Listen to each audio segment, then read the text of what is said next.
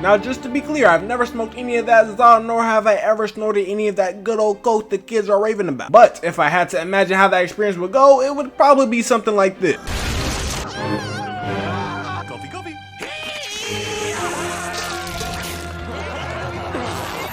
This show is a gateway to kids to do hard drugs. And you might be saying I'm crazy, but trust me, this makes sense. Now just some backstory on how I came to this conclusion. I was learning the inspiration behind Regular Show, which was largely inspired by the creator of the show, J.G. Quintel's life and his experiences in college. And if you know anything about college, it's a scam. Please subscribe so I can drop out. But also, it's nothing but parties and drugs. Now you might be saying, oh Bren, you don't know if he was doing drugs and stuff in college. Well, he attended the California Institute of the Arts. California? The state known for its druggies? You can't tell me this show ain't based on drugs, man. Literally, there are so many episodes that allude to drug use, and to prove it, I want you to roleplay with me for a second. No, bro, don't make it weird, bro. Just relax. Okay, so you're a recovering drug addict who needs to get some serious help, and I am your therapist who's gonna help you get better. And after my extensive research, I have concluded that positive substitutions will help you get away from your drug addiction. Now, any regular therapist would have you do all that healthy stuff for the brain, like exercise, read them books, or journaling like a loser. But I know you need a lot more help than that, buddy. Since you are a heavy drug addict, I mean you are doing everything. Acid, coke, Pepsi, anything you can get your hands on. To help you out, I will be assigning you to watch Regular Show episodes to help you substitute your addiction. Now you might be wondering, how does a Regular Show episode compare to taking hard drugs? And well, after watching the show, you come to know, it's not so regular.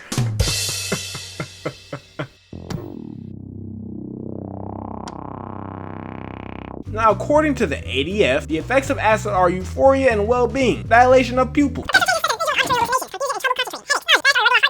Boring. Now, to be fair, acid can probably be replicated in any episode of Regular Show, but one episode I'd like to point out in particular is Weekend at Benson. The episode legit starts with Mordecai and Rigby knocking Benson out, so now to keep it low-key, they gotta put glasses on him. Typical druggy apparel. Eventually, they make it back to his apartment, and we find out Benson got him a little snow bunny. Okay, we see you. But she invited him to a party beforehand, and well, not in the best condition. But they do gotta make sure Benson gets right and helps him put some game on her during the party. But here comes Chuck, who is her ex. Why are you inviting your ex to a party in the first?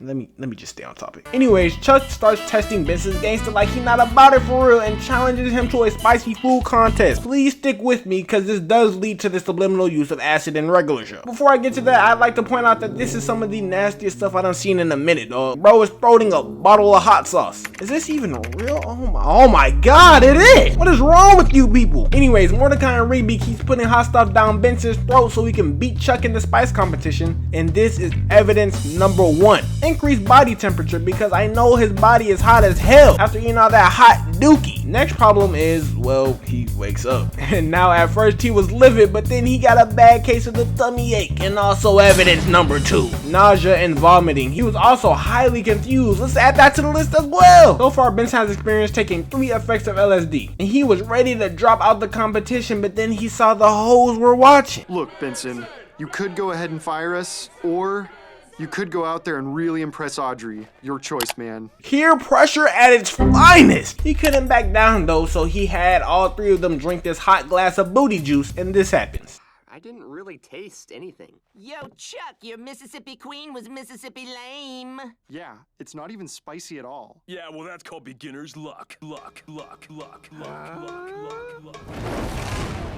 And this is evidence number 5. Perpetual changes such as visual and auditory hallucination, dilated pupils, and probably everything else on the list, to be honest. I mean, damn. If this ain't no acid trip, I don't know what to tell you. But that's only a piece of the pie. We gotta remember, you're a level 100 druggie. You did way worse drugs than just LSD. We would have to start substituting more drugs, like that Coca-Cola.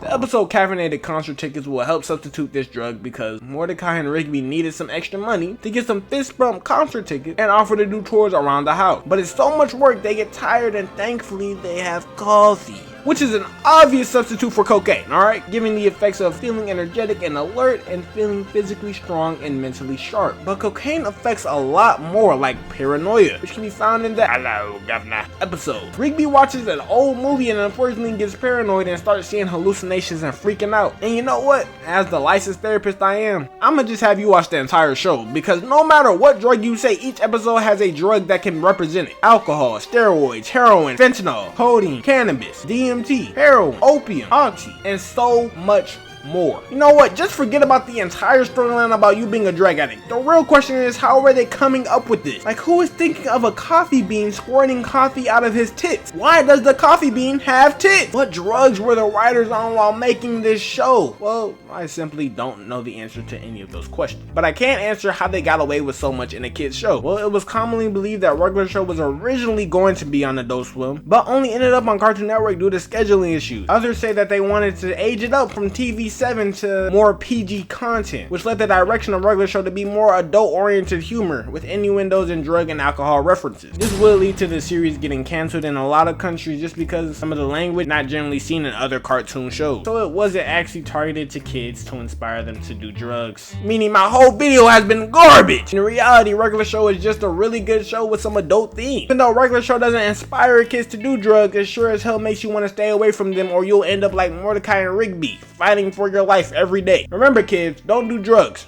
Stay blessed.